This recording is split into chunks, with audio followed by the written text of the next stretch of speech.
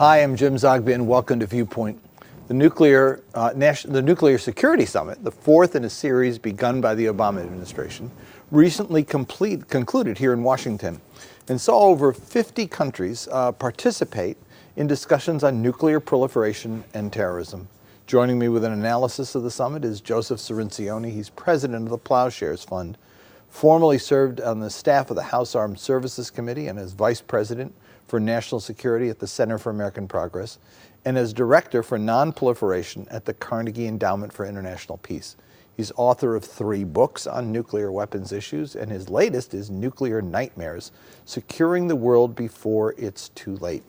Thanks for joining us. My pleasure. I want to start, if we could, not on the summit, but actually on the Iran deal. We are a year into the preliminary agreement that was initialed before we got to the final deal. But I want to look back at it because it is an issue in this presidential campaign, being hotly debated by the Republicans in particular. The question is, what did it do, and is it working? Yeah, well, many people have called this the most dramatic diplomatic achievement of a generation or more, and it's certainly the high watermark of President Obama's nuclear policy that he came into office promising to deliver on. He's done many things in his term, but the Iran deal is by far the most significant. It enjoys the support of the broad consensus of nuclear policy experts. In fact, I only know 1 or 2 nuclear policy experts who actually came out against the deal. It enjoys the support of military leaders, national intelligence leaders, because it does 2 very important things. It stops Iran from getting a bomb, period, full stop. Under this deal, they will not get a bomb for at least 15 or 20 years, and perhaps permanently. And number 2, it prevents a new war in the Middle East. You may remember 5 years ago when President Obama started this diplomatic effort, all the talk in Washington was when we were going to go to war with Iran, not if, whether it was going to be us or the Israelis. The pressure was on, the push was on. This deal stopped that war. It takes Iran's program and it shrinks it to a small fraction of what it has been. It locks it up in the most intrusive inspection regime ever negotiated for an agreement of this type, puts a camera on it, and makes sure that the United States does not have to worry about a nuclear weapon from Iran for at least 2 decades, nor do the regional powers surrounding Iran. Is it working? What has been done to date? Every indication is that it's working perfectly. Iran has fulfilled everything asked of them.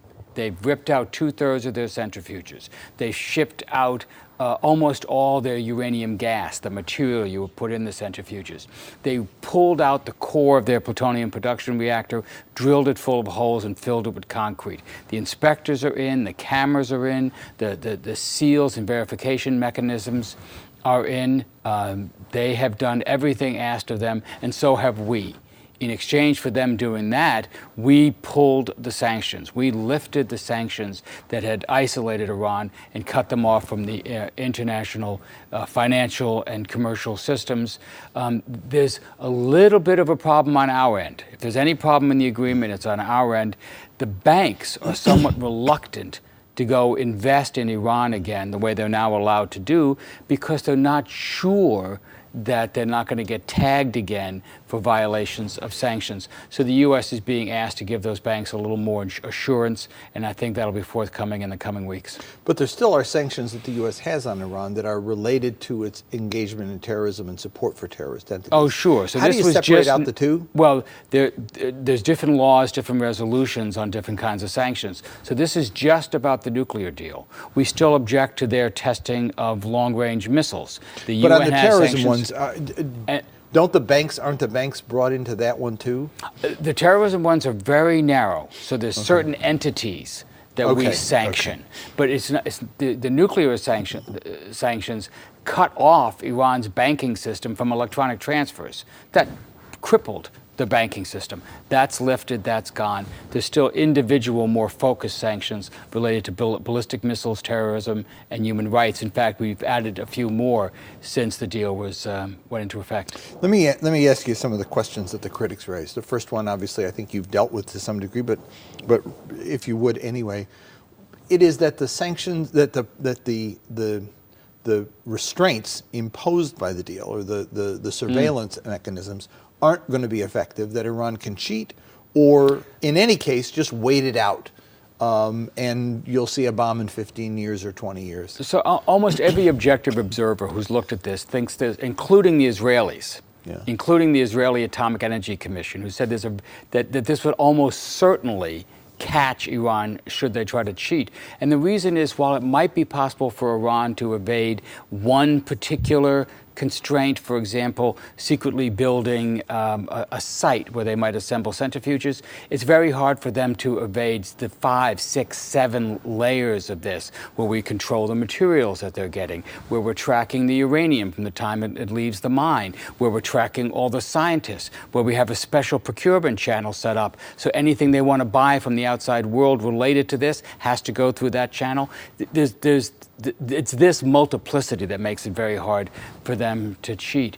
Can they wait it out? Well, you know, the answer is yes. In 25 years, if Iran wanted to build a bomb, they probably could.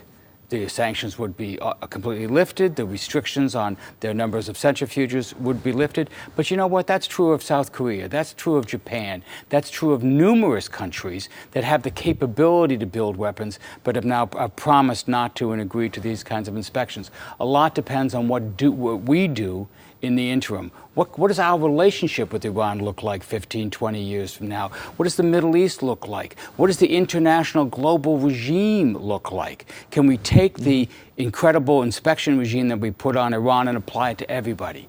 Can we put the restrictions that they can't enrich more than 3.97% of uranium and put it on everybody? Can we make, in other ways, can we globalize the Iran deal so everybody has to live by these standards? Another criticism is that it expended significant diplomatic pressure and economic pressure to remove a threat that didn't yet exist, while ignoring the threat that Iran continues to pose in very real ways by its behavior in the region. In other words, that there was a bit of misdirection here. We were going maybe after the wrong target. Well, this is a criticism the neoconservatives pose, and that's one of the reasons you saw the neoconservatives and the Prime Minister of Israel opposed to this deal. It really wasn't about the substance of the deal. They didn't want any agreement with Iran. They didn't want to legitimize this regime. They wanted to overthrow this regime. And that's continuing the failed policies that got us involved in the war in Iraq. It's also an Arab concern, a Gulf concern, in that they see a real threat from Iran in Iraq, in Syria, in Yemen, and they feel that this frees Iran now to pursue its regional agenda. Well, there's a kernel of truth to that. And this deal was never about changing Iran's regional behavior, changing their domestic policy, changing their support for Hezbollah and Hamas, changing their relations with Saudi Arabia. It didn't fix any of those things. It's not a cure for cancer. It's not going to help you shed those unwanted pounds. It does only one thing. It stops them from getting a nuclear weapon, and that's plenty. No matter what else they do, they won't have that backed up by by a nuclear weapon or the threat that they could soon get a nuclear weapon. So now we have to turn our attention to those other issues and start engaging Iran with the same level of diplomacy and mutual respect that got us this historic achievement. If you read the Saudi press, the argument that gets made is that the U.S. is, quote unquote, reconciling with Iran.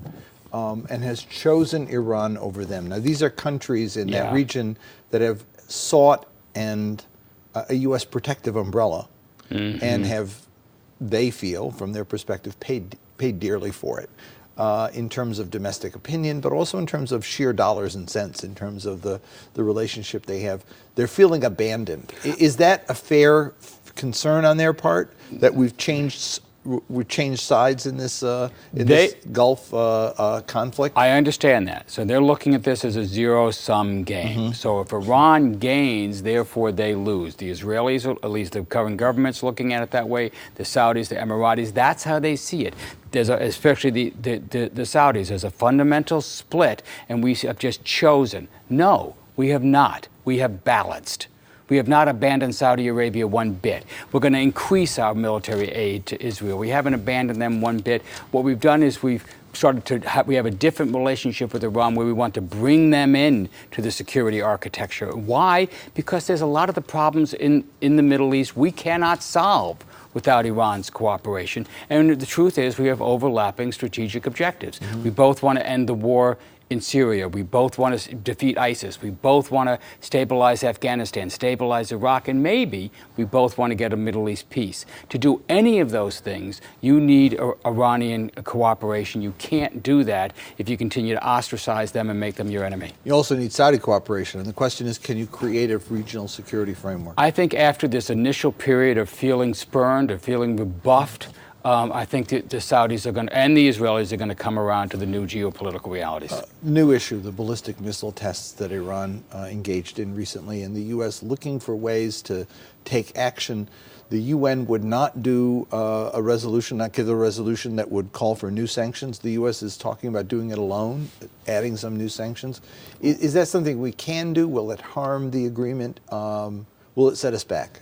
It's always a risk when we put new sanctions on, but we've now done it twice since we've reached this agreement, including for sanctions against some of the cyber activities that Iran conducted. We busted or exposed a group of Iranian cyber hackers who were attacking U.S. targets and put sanctions on them in particular.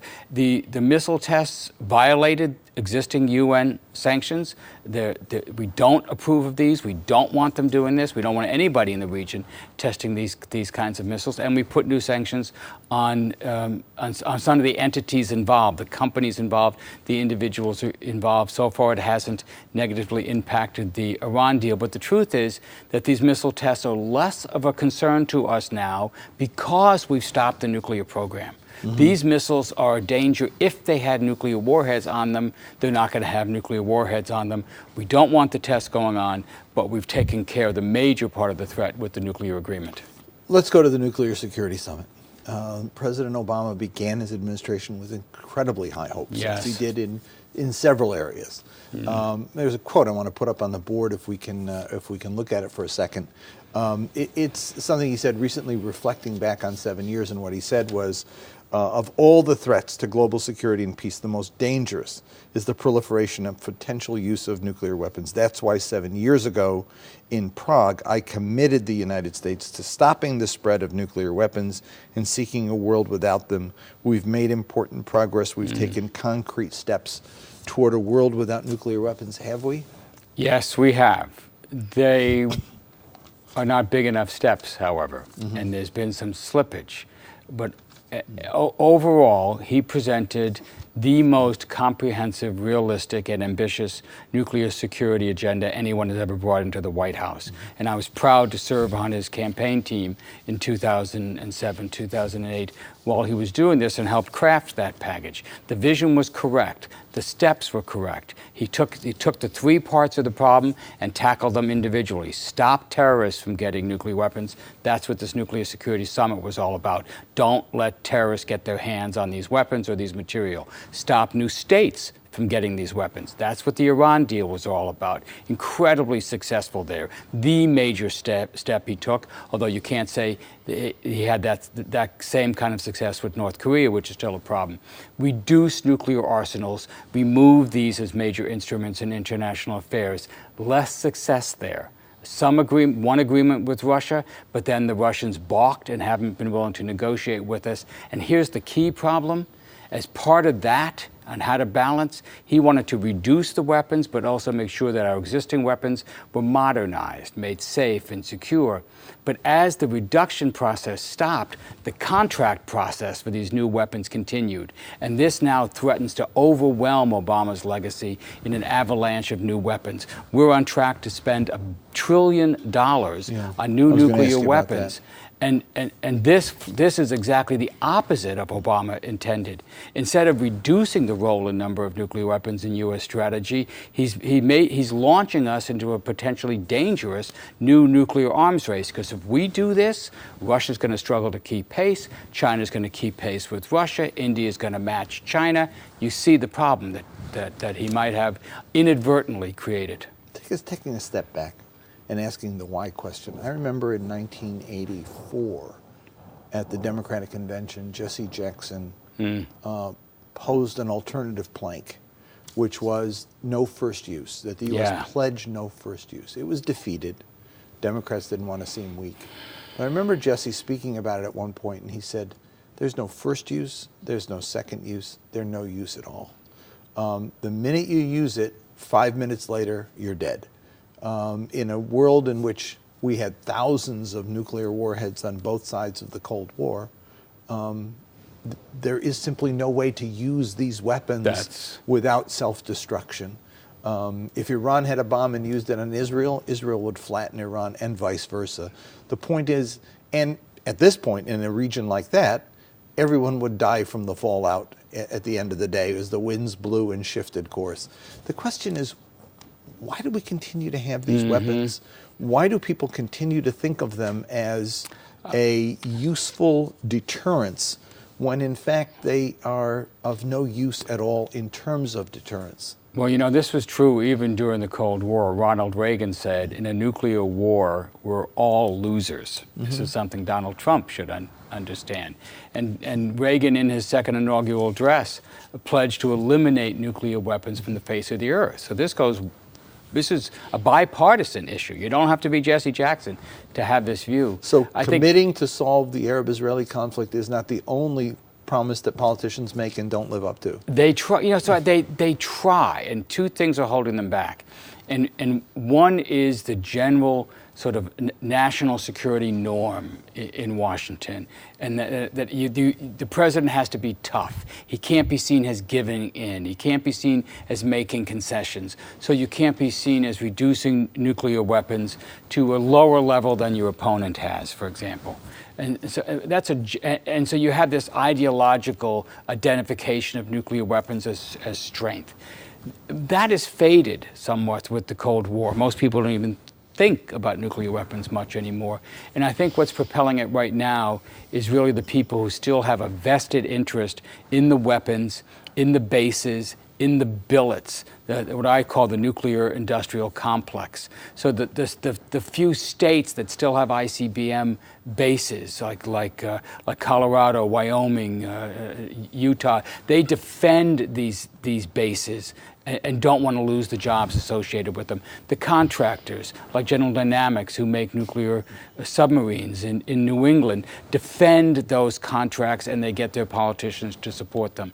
So you have to have a president who's willing to overcome some of that, or push back against that complex. And if you're not, if you're doing something else, like the president's been doing for the last few years, that complex has enough strength to push the contracts through and lock those weapons in place. And that's the situation we're facing right now. In the next 2 or 3 years, we're going to face contract decisions that could lock us in to a new generation of nuclear weapons for the next 50 years. And this next gen of nuclear weapons has a $1 trillion price tag. $1 trillion price tag, new bombers, new subs, new missiles, new warheads for the missiles, new complexes to build the warheads. We have 1,700 plus warheads now.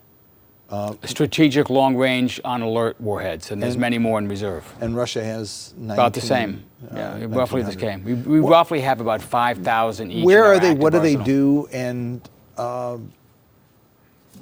why do you need more? You don't even need these. Russia and the U.S. have 95% of the world's arsenals. We're the only states that count our weapons by the thousands. Everybody else counts them by the dozens. So they have a few hundred each. France, China, Great Britain, India, Pakistan, 100 each. Israel, about 80. North Korea, enough for perhaps 10 weapons.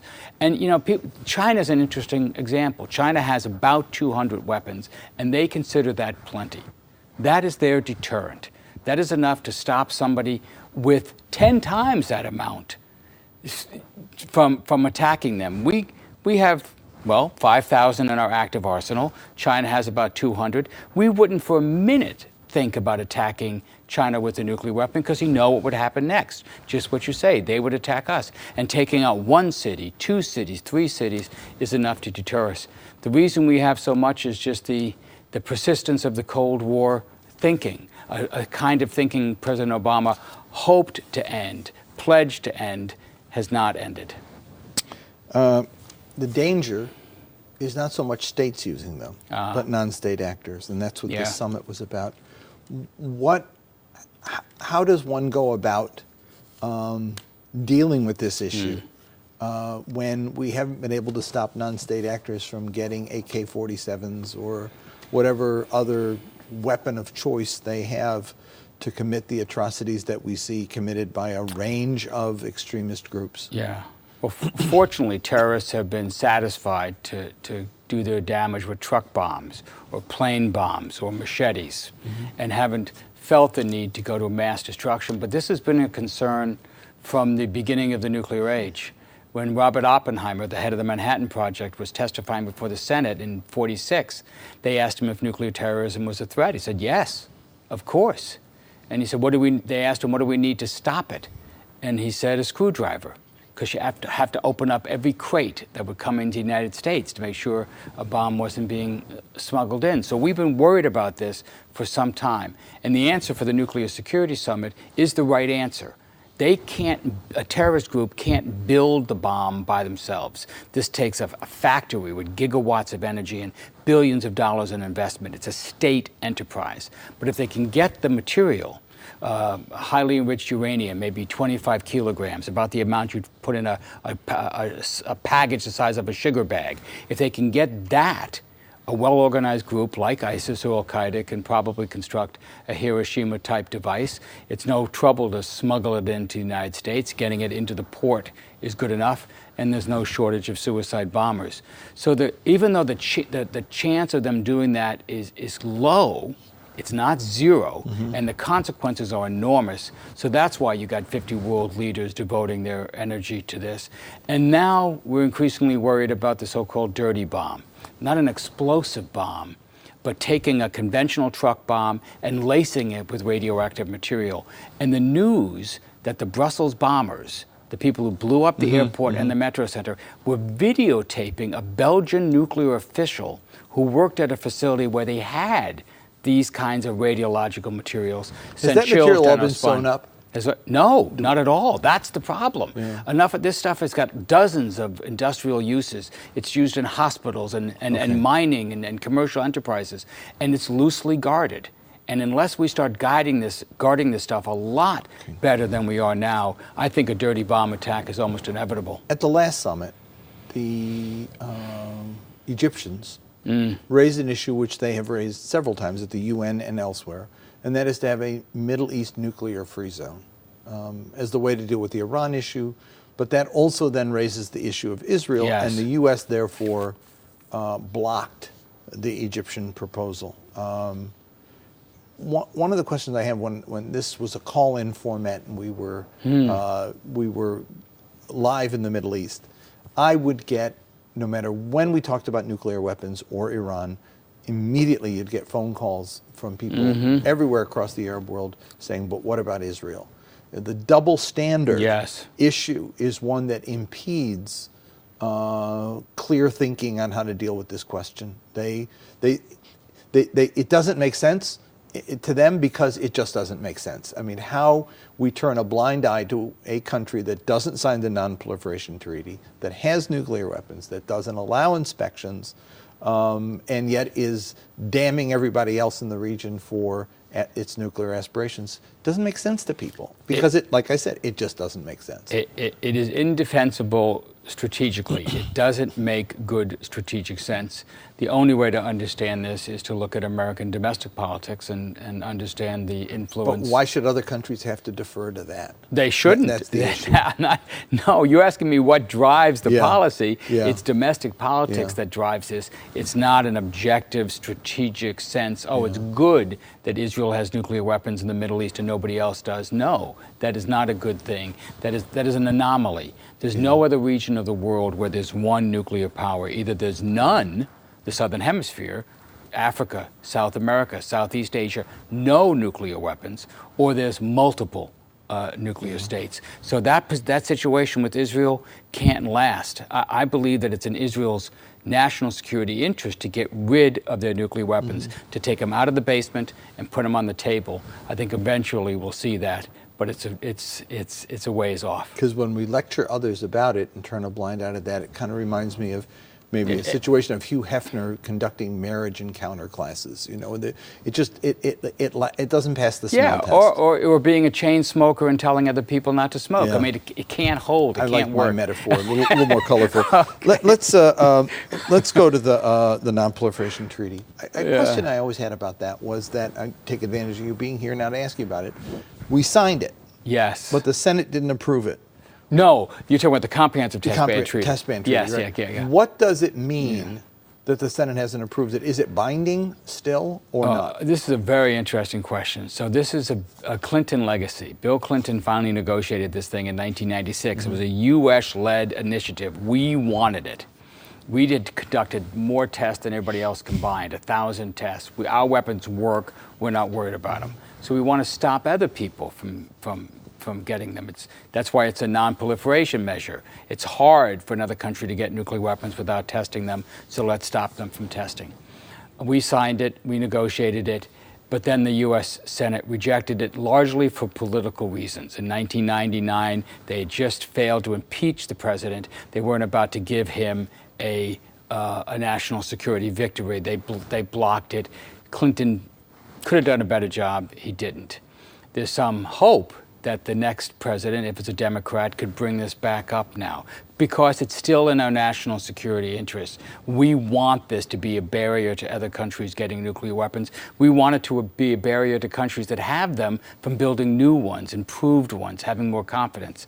It was what they call the longest fought, hardest sought for goal in arms control history. It still hasn't been completed. We have just a couple of minutes left, but I want to ask you about North Korea. Yes. Testing again. Yes. And testing in many ways, both ballistic missiles and also nuclear weapons. The question is, we engage China on this question. What is China doing? Are they doing enough? And what can they do? The bad to news provide some restraint. The bad news about North Korea is that it's an unstable government and a erratic leader with enough material for maybe 10 weapons, and they're building more of them and trying to build long-range missiles. The good news is we don't think they've actually successfully miniaturized a warhead yet to put on a missile, and we don't think they have a missile that can hit the United States, but they do have missiles that can hit Japan and North Korea, so you're worried about it. Is China doing enough? No, but they're doing more, because they don't have confidence in this leader either. They have a much different relationship with Kim Jong-un than they did with his father, Kim Jong-il. And so they're cracking down more. They've agreed to the harshest sanctions yet on North Korea. They would like us to negotiate directly with North Korea. We've been hesitant to do that. I think that's a mistake. Clearly, our policy has failed. We've tried to ignore them. We've tried to hope that they will go away, but like the Glenn Close character in Fatal Attraction, they will not be ignored. If you don't talk with them, they test. If you don't talk with them, they shoot off missiles. The only way to stop it is to try to adapt the Iran model to North Korea. Engage them with the sanctions, with the pressures, with international partners, and try to freeze their program. Then let's see if we can walk it back. Thank you, Joe Cirincione. Fascinating discussion. Well, that's all the time we've got. For more information, you can follow us on Twitter at AAIUSA or on the web at aaiusa.org. Thanks for watching, and I'll see you next week on Viewpoint.